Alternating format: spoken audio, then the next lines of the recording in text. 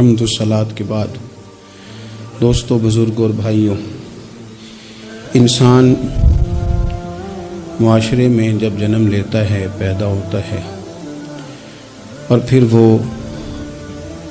اپنی عمر کے منازل طے کرتا ہے، بہت سارے لوگوں سے اس کا سابقہ پڑتا ہے، بہت سارے لوگوں سے اس کا واسطہ پڑتا ہے۔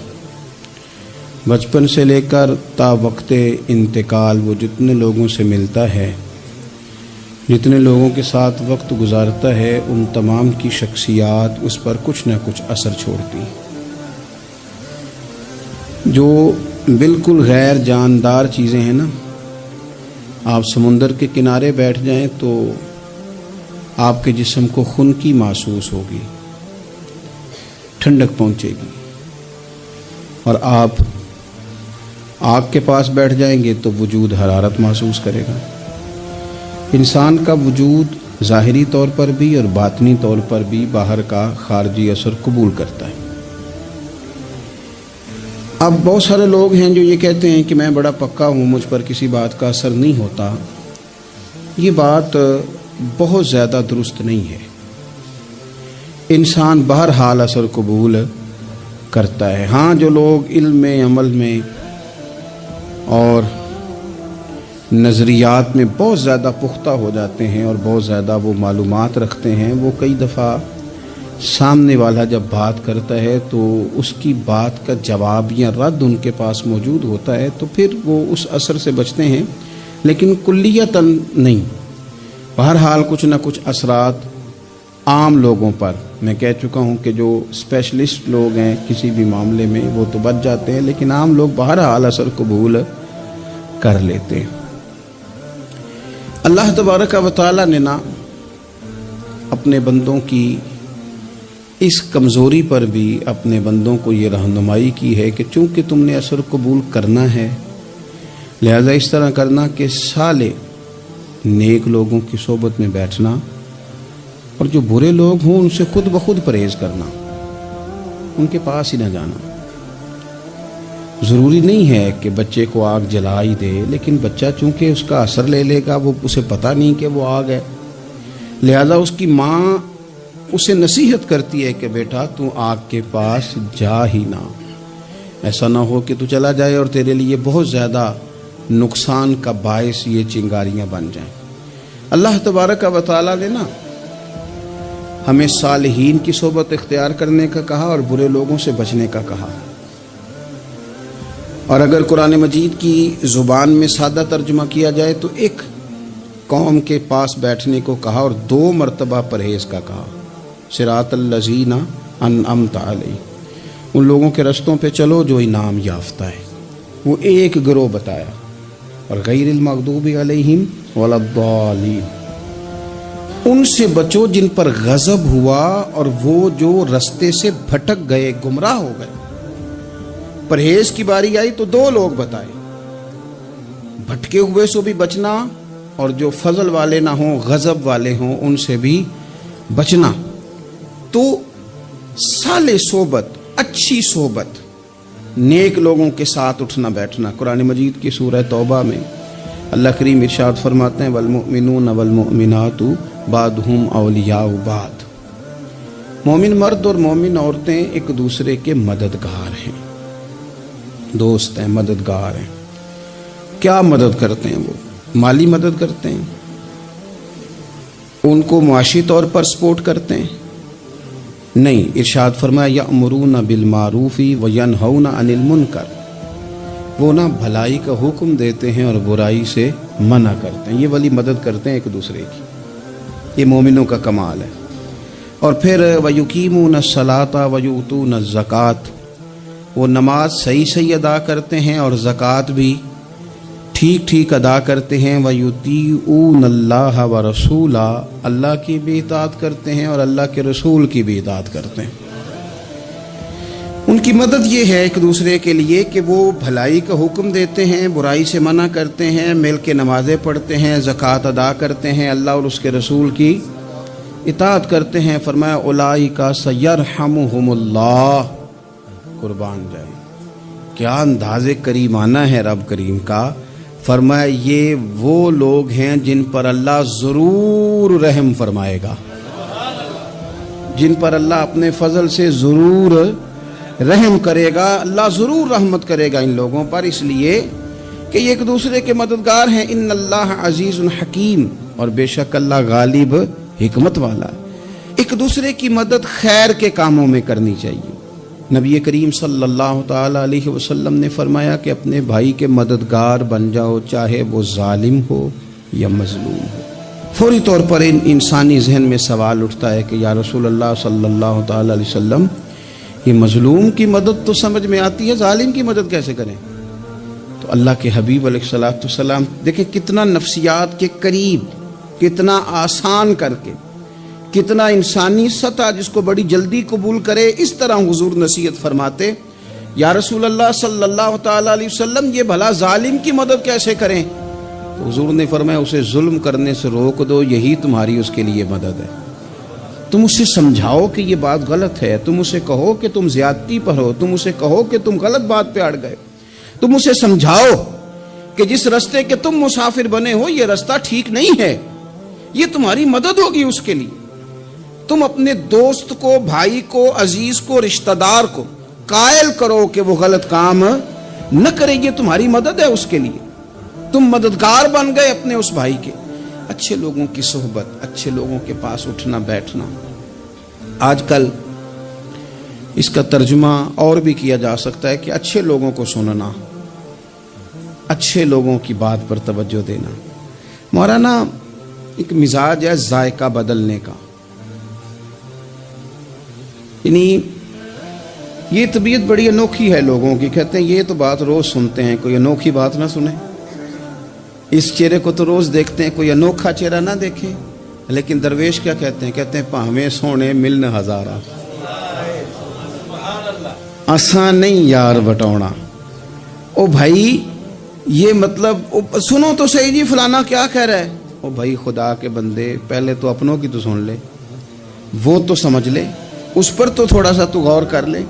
ہم اس طرح الجھ جاتے ہیں اور قصداً الجھاؤ پیدا کرتے ہیں، ادھر بھی تھوڑا گئے، ادھر بھی تھوڑا گئے، اتنی بھی تھوڑی سنی، ٹھیک ہے، یہاں تو آپ پھر اتنا وقت رکھتے ہوں کہ سب کی بات سنیں، اور اتنی صلاحیت رکھتے ہوں کہ اس کو پرکھ بھی سکیں، اور آپ اپنی ذہنی سطح پہ لا کے پھر صحیح کو صحیح کہنے کی طاقت رکھتے ہوں، غلط کو غلط کہنے کی اور جاننے کی صلاحیت رکھتے ہوں، تو آپ یہ کام کریں۔ لیکن اگر ایسا نہیں ہے تو پھر تو آپ اثر قبول کریں گے، پھر تو معاملات اور طرح کے ہو جائیں گے۔ اس لیے کوشش کریں کہ صالحین کی سنگت۔ نبی پاک صلی اللہ تعالی علیہ وسلم نے فرمایا، میرا خیال ہے اس عنوان پر اس سے زیادہ قیمتی بات نہیں ہو سکتی۔ اللہ کے حبیب علیہ الصلوۃ والسلام نے فرمایا کہ انسان اپنے دوستوں کے دین پہ ہوتا ہے۔ اوئے ہوئے، اتنی بڑی بات۔ فرمایا انسان اپنے دوستوں کے مذہب پر ہوتا ہے، اس لیے سوچ کے بنایا کرو کہ یار کسے بنا رہے ہو، غور کر لو، اس کو دوستی کو، یارانے کو، اٹھنے بیٹھنے کو معمولی سا کام نہ سمجھنا، آنے جانے کو، سفر کرنے کو معمولی سا کام نہ جاننا۔ بندہ اپنے دوستوں کے مذہب پہ ہوتا ہے، اس کے منہ میں زبان اپنی ہوتی ہے۔ اکثر لوگ ایسے ہوتے ہیں ان کے منہوں میں زبان اپنی ہوتی ہے، لفظ اپنے نہیں ہوتے، جملے کسی اور کے بول رہے ہوتے ہیں۔ اس کا مطلب یہ ہوتا ہے کہ وہ سارا اثر قبول کر چکے ہیں کہ جو انہیں یہاں تو راہ حق پہ لے گیا ہے، اور اگر جس کا وہ اثر لے رہے تھے بندہ غلط تھا تو وہ انہیں غلط ترک پہ لے گیا ہے۔ ایک بات خواجہ حسن بصری کی، اللہ صحیح لوگ چل رہے ہوتے ہیں، کسی درویش کے عقیدت مند ہوتے ہیں، تربیت پا رہے ہوتے ہیں، رستہ صحیح چل رہا ہوتا ہے، لیکن وہ مطلب فٹافٹ ایک کوئی شخص بیچ میں گھستا ہے اور آ کے کہتا ہو نہیں میں تجھے بتاتا ہوں معاملہ تو کچھ اور ہے۔ وہ بالکل سڑک پہ صحیح چل رہے، اب انہوں نے غلطی کیا کہ انہوں نے ہر چمکنے والی چیز کو سونا سمجھ لیا، انہوں نے ہر اجلی چیز کو طیب جان لیا۔ حضرت خواجہ حسن بصری فرماتے ہیں بروں کی صحبت میں نہ بیٹھنا، بروں کی صحبت تجھے اچھوں سے بدگمان کر دے گی۔ وہ تیرے ذہن میں اچھوں کے بارے میں حضرت پیر چندن شاہ صاحب رحمۃ اللہ تعالی علیہ آل و مہار شریف والے، حضرت پیر چندن شاہ صاحب رحمۃ اللہ علیہ کے پاس نا ایک نوجوان آیا تو پیار ہو گیا، وہ بیٹھنے لگا، طریقت سیکھنے لگا۔ وہ لوگ بھی بڑے خالص تھے، انہیں مریدوں کی صورت میں طاقت نہیں چاہیے ہوتی تھی، بلکہ انہیں مریدوں کی صورت میں وہ لوگ چاہیے ہوتے تھے جو ان کا پیغام آگے پہنچائیں، جو ان سے وہ سیکھیں، جو وہ سکھا کے انہیں دیندار بنانا چاہتے ہیں۔ تو بچہ بیٹھ گیا، حضرت بھی بڑا ہی پیار کرنے لگے، اسے دین سمجھانے لگے۔ تو اس کے والد صاحب پیچھے سے آئے اور آگ کہنے لگے پتر چل گھر چلیے۔ کہنے لگے جی ابا جی ہوں میں تے نہیں جانا، میں تے اتھی رہنا ہے۔ کہنے لگا پتر چل میں بڑے پیر ویکھے نے۔ تو بیٹا بیٹھتا تھا نا صحبت میں تو کچھ میٹھی باتیں اور خوبصورت جملے اسے بھی سمجھ میں آ گئے تھے۔ کہنے لگا ابا جی تساں تے بڑے ویکھے نے، تانوں نہیں نہ کسے ویکھیا۔ یہ تیری نظر کا کمال ہے کہ میری زندگی کا سوال ہے، تجھے نہیں نہ کسی نے دیکھا، مجھے تو دیکھ لیا، میری مجبوری ہے کہ میں کسی کی نظر میں آ گیا۔ اور نظر کی جولانیاں نہ پوچھو، نظر تو وہ ظالم نظر ہے، اٹھے تو بجلی پناہ مانگے اور گرے تو خانہ خراب کر دے۔ اس لیے میں تو نظر میں آ گیا ہوں، مجھے بتائیں میں کدھر جاؤں، میرا معاملہ اور طرح کا ہو گیا۔ تو عزیز دوست آپ یہ دیکھیں کہ آپ کسی صالح بندے کی صحبت میں جا رہے ہیں اور یکدم ایک شخص آیا ہے، اس نے آ کے سارا معاملہ روک دیا۔ بروں کی صحبت اچھوں سے بدگمانی پیدا کرتی۔ آپ کے دوستوں کا ٹھیک ہونا بڑا ضروری ہے، حلقہ احباب کا درست ہونا بڑا ضروری۔ آپ نے تھوڑا سا بھی جس کے ساتھ سفر کرنا ہے نا، اس بندے کا بھی ٹھیک ہونا بڑا ضروری ہے، ورنہ انسانی ذہن میں بعض لوگ ایسے سوالات چھوڑ دیتے ہیں کہ وہ سوالات نہیں ہوتے، وہ وسوسے ہوتے ہیں۔ وہ تو ایک جملہ کہہ کے گزر گیا اور انسان ہے کہ وہ لڑتا رہا، جد و جہد کرتا رہا۔ مجھے بڑی اچھی طرح بات یاد ہے، میں اپنے احباب میں سے سمجھ لیں یا بہن بھائیوں میں سے نہ کسی کے ساتھ کو تھوڑا بہت خیر کا کام کرتا تھا اپنی توفیق کے مطابق۔ تو ایک دن میں دوبارہ سے اسی سلسلے میں اپنی خدمت کے لیے حاضر ہوا تھا، تو میں واپس لوٹا تو ایک صاحب مجھ سے کہنے لگے کنا کچھ تو سائیں پار چاہنا ہے، دیکھ رہے ہیں سالوں گزر گئے۔ میں آپ کو اپنی بات بتاتا ہوں، تو واقعی میرا ذہن الجھنے لگ گیا۔ واپس آنے تک میں نے کہا یار یہ کب تک، یعنی کہ تو ہر روز کوئی نہ کوئی بات سنا دیتے ہیں کہ فلانی بھی مجبوری ہے، فلانی بھی، کب تک یہ کرنا ہے؟ میرا ذہن خاصا الجھ گیا اور میں بڑی عجیب سی کیفیت میں چلا گیا۔ میں اسی پریشانی کے عالم میں تھا کہ میں نے طبقات امام شورانی کھولا، ویسے ہی بائی دوے تو سامنے ایک بزرگ کا قول آ گیا۔ وہ کہنے لگے یاد رکھنا بندے بندوں کے محتاج نہیں، بندے رب کے محتاج ہے، اور اگر کوئی بندہ کسی کا بھلا کرتا ہے نا تو بس اللہ نے اس کی ڈیوٹی لگائی ہے، باقی دے اللہ ہی راہ ہے۔ بندے بندوں کے محتاج، اگر کوئی بندہ کسی کو کچھ دیتا بھی ہے تو وہ اللہ کی دی ہوئی ڈیوٹی سر انجام دیتا ہے۔ بندے او ہو میرا تو رو رو کے برا حال ہو گیا۔ اور میں نے کہا تو کیا سوچنے لگ گیا تھا، تو کچھ ہے، میں مسکین پرانا خادم کسے در ملی نہ ٹوئی، تے واصف یار نے نظر جو کیتی تے واصف ہی ہوئی۔ وہ پتہ سارا ہے نا سردار نو کیتیاں دا، اے دا پردہ چپایا ہی چلو بھلا ہو سی۔ الجھے نہیں، لوگ الجھا دیں گے آپ کو، چھوٹی سی بات کریں گے آپ الجھ جائیں گے، آپ کہیں گے اوہ میری وجہ سے چل رہا، تیری وجہ سے کچھ بھی نہیں چل رہا، کچھ بھی نہیں تیری وجہ سے چل رہا۔ بڑے بڑے تھے جو قبروں میں لیٹ گئے، ہوئے نامور بے نشاں کیسے کیسے، اور زمین کھا گئی نوجوان کیسے کیسے۔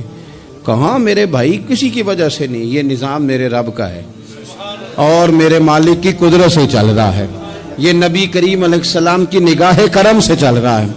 اس لیے الجھے نہیں، آپ کو لوگ الجھائیں گے، کہیں گے کب تک جی آپ تو فلانا تو بس ایسے ہوگا، نہ الجھے نہیں، کبھی نہیں الجھے۔ سنیں، ہمارے ارد گرد کے حلقہ احباب کا ٹھیک ہونا اتنا ضروری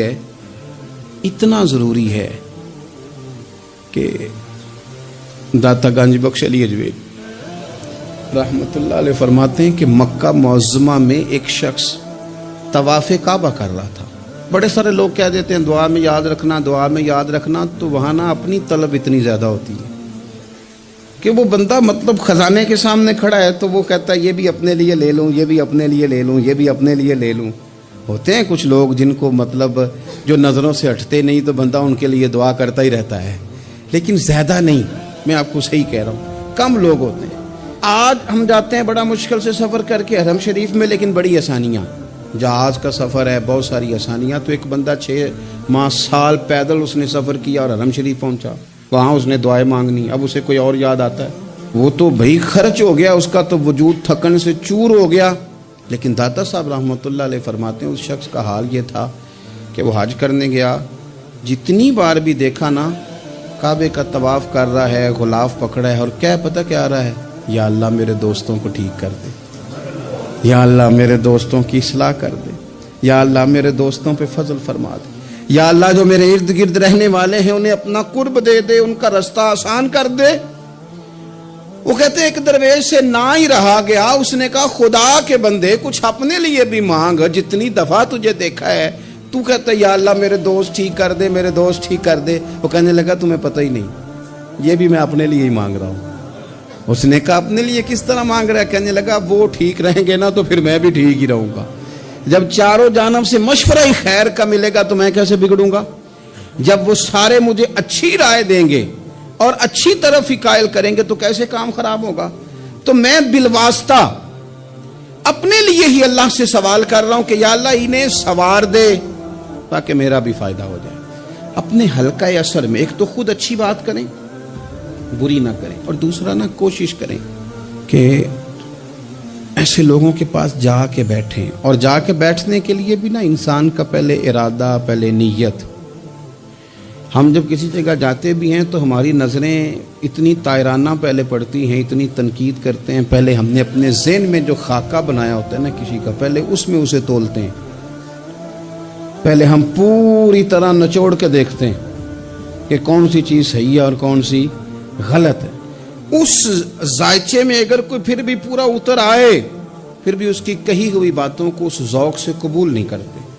جب آپ کا سیکھنے کا مزاج ہے تو پھر تو ہمیں کہا گیا کہ یہ علم، یہ معرفت، یہ تو مومن کی گمشدہ میراث ہے، مومن کی ہے، اس سے گم ہو گئی ہے، جہاں سے ملے وہاں سے حاصل کرو، خیر کی بات آپ ذہن بنائیں، اچھا گمان کریں کہ یار میں نے سیکھنا ہے، تو آپ طالب علم سے بھی سیکھ لیں گے، چھوٹے بچے سے بھی سیکھ لیں گے۔ اگر آپ کا ذہن ہے اور اگر یہ نہیں ہے تو پھر میرے بھائی اینک اتنی تگڑی ہے، اتنی سخت ہے کہ اس کے شیشوں پر کوئی پورا اتر سکتا ہی نہیں، تو پھر کس طرح سیکھیں گے؟ آپ حضرت ابن الجوزی رحمۃ اللہ علیہ فرماتے ہیں کہ ایک درویش تھے، حضرت ابو ہاشم ان کا نام تھا، کہتے ہیں بڑی مجبوری تھی، مجھے کہیں جانا تھا تو کشتی نہیں مل رہی تھی، اچانک ایک کشتی گزرنے لگی تو میں بھی سوار ہونے لگا، تو ملاح نے مجھ سے کہا کہ یہ ایک صاحب بیٹھے ہیں، بڑے امیر ہیں، ساتھ ان کی کنیز ہے، انہوں نے مجھ سے بک کر لی ہے ساری کی ساری، کی عقیدہ سی سالم کرا لیا ٹانگا، وہ ساری کی ساری بک کر لی ہے، تو میں تو کسی کو نہیں بٹھا سکتا۔ تو وہ جو صاحب بیٹھے تھے بڑے سیٹھ آدمی تھے، کہنے لگے میاں آپ کسی اور کشتی میں بیٹھو، جو ان کی کنیز تھی نا، وہ کہنے لگی چہرے سے کوئی نیک آدمی لگتا ہے، چلو اتنی سواریوں کی جگہ ہے، کسی کونے کھدرے میں بیٹھ جائے گا، ہمارا کیا جائے گا؟ کہا اچھا چلو آ جاؤ۔ کہتے میں کونے میں بیٹھ گیا، تھوڑا رستہ آگے گیا، انہوں نے کھانے کا سامان نکالا، مجھے بھی کھلایا، لیکن کھاتے کھاتے میری نظر پڑی تو اس میں تو شراب کے برتن بھی تھے معاذ۔ پھر اس شخص نے کھانا کھانے کے بعد اس کنیز سے کہا کہ مجھے معاذ اللہ گانا سناؤ، وہ گانے گانے لگی، یہ میری طرف متوجہ ہونے لگا، مجھے کہنے لگا سنو، میں نے کہا میں یہ نہیں سنتا، پھر میری طرف شراب بڑھائی، میں نے کہا میں نہیں پیتا، تو کہنے لگا تو کیا سنتا ہے، تو کیا سنتا ہے؟ تو کہنے لگے میں سناؤں کیا سنتا ہوں؟ کہا سنائیے، فرماتے میں نے قرآن پاک پڑھنا شروع کر دیا۔ کچھ لوگ، میں آپ کو یقین سے کہتا ہوں، کچھ لوگ ایسے ہیں جن کی زندگی دور گزر گئی ہے مسجد سے، انہیں کو بندہ چاہیے جو تھوڑا سا جا کے پیغام حق سنائے، یعنی ان کو پتہ ہی نہیں ہے کہ دین میٹھا کتنا ہے، حسین کتنا ہے، قرآن میں چاشنی کتنی ہے، سرکار کی تعریف کا، نعت خوانی کا رنگ کتنا شاندار ہے۔ میرا یہ ماننا ہے کہ جسے رب رسول کے رنگوں کی خوشبو کا پتہ چل گیا نا، پھر دنیا کا کوئی اور رنگ اسے اپنی طرف مائل کر ہی نہیں سکتا، سوال ہی پیدا نہیں ہوتا۔ کچھ لوگوں نے سونگا نہیں ہے، آئے نہیں ہیں، قریب نہیں آئے۔ تو شیخ ابو ہاشم کہتے ہیں مجھے کہنے لگا سناؤ نا، امیر آدمی تھا، کبھی اس طرف گیا ہی نہیں تھا، ڈھیروں لوگ ہیں جو نئی مسجد جاتے، الہاکم التکاثر حتی زرتم المقابر. اللہ فرماتے ہیں کہ تمہیں دولت کی ہرس نے اتنا عجیب الجھا دیا کہ قبروں تک پہنچ گئے تم. بہت سارے لوگ ہیں قبر میں چلے جاتے ہیں مسجد میں نہیں آتے. تو کہتے ہیں میں نے اسے چند آیتیں سنائیں اس کی تو کیفیت ہی بدل گئی. کہنے لگا مولانا زندگی بڑی گناہوں میں گزری ہے, اب توبہ کر لوں تو مالک معاف کر دے گا. کارنامے خطرناک ہیں, پیچھے رجسٹر کالا سیاہ, معافی ہو جائے گی. دولت بڑی تھی تو پھر ہم نے بھی شراب کباب شباب میں اڑا دی ساری, معاف کر دے گا. تو کہتے ہیں میں نے کہا ہو بندے کے آنے کی دیر ہے, اس کی رحمت تو فوراً ہی قبول کر لیتی ہے. ویسے بھی عدل کریں تے تھر تھر کمبن, اونچیاں شانہ والے تجھے فضل کریں تے پھر تے بخشے جامن میرے جے منہ کالے. کہتے اس نے اس کنیز کو آزاد کیا, دولت اللہ کی راہ میں خیرات کی, 40 سال میرے ساتھ رہا. پھر میں نے اس کی زبان سے سوائے خیر کے جملہ نہیں سنا. ایک کی بات کرتا تھا, کہتا تھا شیخ کاش آپ مجھے تھوڑا پہلے مل جاتے, زندگی سے یہ گلہ ہے کہ تو ذرا دیر سے ملا ہے. پہلے مل جاتے نا تو شاید میری زندگی کچھ اور دن بن جاتے, تھوڑی دیر اللہ والے کی صحبت. آپ فرماتے ہیں پھر وہ 40 سال کے بعد میرے سامنے انتقال ہوا, میں نے ہی دفن کیا, میں نے ہی قبر میں اتارا, جنازے کا اہتمام بھی میں نے ہی کیا. میرا یار تھا, دل لگ گیا تھا, پیار ہو گیا, میں پریشان رہتا. ایک دن خواب میں مل کے مجھے کہنے لگا فکر نہ کر, میں نے اپنے رب کو بڑا ہی مہربان پایا ہے, میں نے اسے بڑا کریم پایا ہے, معاف کرنے والا پایا ہے, درگزر کرنے والا پایا ہے. اس نے فضل فرما دیا, میرے گناہوں پر اس کے عفو و درگزر کا قلم چل گیا ہے, اور میرے حق میں جو فیصلہ آیا ہے وہ رحمت والا ہی آیا ہے, فضل والا ہی فیصلہ آیا ہے. عزیز دوستو, تھوڑی دیر کسی نیک آدمی کی صحبت, ایک تو یہ ہے کہ وہ صحبت تقوی کی طرف مائل کرے گی, تو برے آدمی کی صحبت نا آپ کی طبیعت میں ہیجان پیدا کرے گی. ہیجان, وہ لوگ ہی ہوتے ہیں جو مل کے کہتے ہیں چھوڑ ساری دنیا داری ہے, پیسے ہوں تو سارے ٹھیک ہیں. یہ لوگ ہی ہیں جو یہ سبق بھی پڑھاتے ہیں. وہ لوگ ہی ہیں وہ کہتے ہیں چھوڑ یار, کون سے درویش, کون سے مولوی, کون سے دیندار, سب اسی طرح کے ہی ہیں. یہ لوگ ہی ہیں جو کہتے ہیں چھوڑو میاں تم کس چکر میں پڑ گئے, ابھی تو اتنی عمر پڑی ہے. یہ سب چیزیں ہیں. ہمارے صاحب رحمۃ اللہ علیہ ارشاد فرمایا کرتے تھے کہ بڑے بڑے گھروں کے مہمان نہ بننا, ورنہ بڑے بڑے اونچے اونچے مکان تمہارا بھی دل چاہے گا کہ کبھی میرا بھی اس طرح کا گھر ہو جائے نا. بڑے بڑے اونچے اونچے منصب دار لوگوں کے پاس نہ جانا, ورنہ تمہارا خیال بڑھے گا. دعوت کے لیے جانا, پیغام حق کے لیے جانا, وہ معاملہ ایک الگ ہے, لیکن اس شوق سے جانا کہ یہ بڑا آدمی ہے, فرمایا تمہارے لیے مشکل ہو جائے گی. تمہارا دل کہے گا کہ تو اتنے بڑے گھر میں کیوں نہیں رہ سکتا. اور پھر میں نے یہ بھی دیکھا ہے کہ بڑے بڑے خیر والے لوگ تھے لیکن صحبت بری مل گئی, لوگ نہیں ٹھیک مل سکے, مشیر نہیں ٹھیک مل سکے, معاونین نہیں ٹھیک مل سکے, رستے میں رہ گئے. صحیح بخاری میں ایک بادشاہ کا واقعہ ہے, بادشاہ کا. میں نے جب اسے پڑھا تو میں حیران ہی رہ گیا کہ یہ جو مشیر وزیر ہوتے ہیں یہاں تک لے جاتے ہیں بندے کو. وہ ہمارے ایک وزیر صاحب نے تھوڑے دن پہلے کہا ہے, بیچارے نا خبروں میں رہنے کے لیے اس طرح کی شرارتیں کرتے ہیں. اس کی وجہ یہ ہوتی ہے کہ ملک کا نظام تو چلتا نہیں, تو پھر وہ چاہتے ہیں کچھ لوگوں کو ادھر الجھا دو تاکہ وہ اصل سے ان کی توجہ ہٹ جائے. انہوں نے کہا جی قائد اعظم اسلامی ملک نہیں بنانا چاہتے تھے, تو کون سا بنانا چاہتے تھے؟ پاکستان کا مطلب کیا؟ لا الہ الا اللہ محمد رسول اللہ صلی اللہ علیہ وسلم. میں آپ کے جواب میں صرف اتنی بات کہوں گا کہ جو پاکستان بنانے والے تھے نا وہ آپ کی طرح کے لوگ نہیں بنانا چاہتے تھے, آپ کی طرح کے لوگوں کے حوالے نہیں کرنا چاہتے. ہمارے لیڈروں کا یہ حال ہے کہ اس طرح کے لوگوں کو مشیر بنا لیتے ہیں, وزیر بنا لیتے ہیں. یہ کتنی رکاوٹ پیدا کرتے ہیں, کتنی تباہی کرتے ہیں. دیکھیے بخاری میں موجود ہے, ہرقل بادشاہ نے حضرت ابو سفیان رضی اللہ تعالیٰ عنہ جو اس وقت ابھی کلمہ نہیں پڑھتے تھے, ان کو بلا کے نبی پاک علیہ السلام کے بارے میں ساری باتیں پوچھی. ایک ایک بات اس نے حضور کے بارے میں پوچھی, اور آخر میں یہ بھی پوچھا کہ کیا انہوں نے معاذ اللہ کبھی جھوٹ بولا ہے.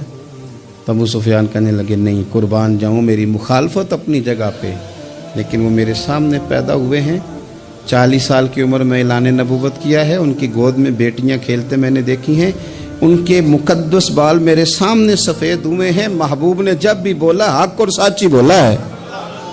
اس کی طبیعت میں دین اتر گیا بادشاہ کی۔ اس نے اس کے جواب میں بڑا خوبصورت جملہ کہا، کہنے لگا جس نے بندوں سے کبھی جھوٹ نہیں بولا وہ یہ جھوٹ کیوں بولیں گے کہ میں اللہ کا رسول بن کے آیا۔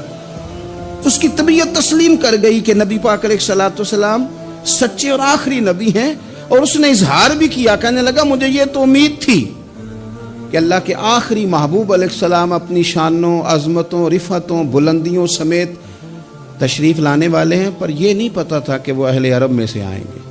اس نے کہا میں جلدی سے حاضر ہو کے نا حضور کی اطاعت قبول کرتا ہوں، لیکن بادشاہ تھا نا،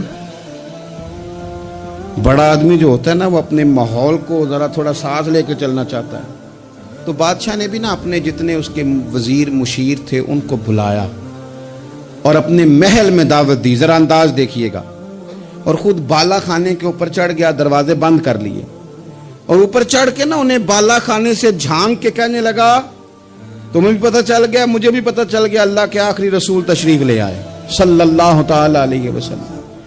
اب میرا خیال ہے کہ ہماری اور تمہاری بہتری اور بقا اسی میں ہے کہ ہم بیٹھے نہ رہیں، جلدی سے جا کے محبوب پاک کے دامن کو تھام لیں، حضور کی فرما برداری قبول کر لیں۔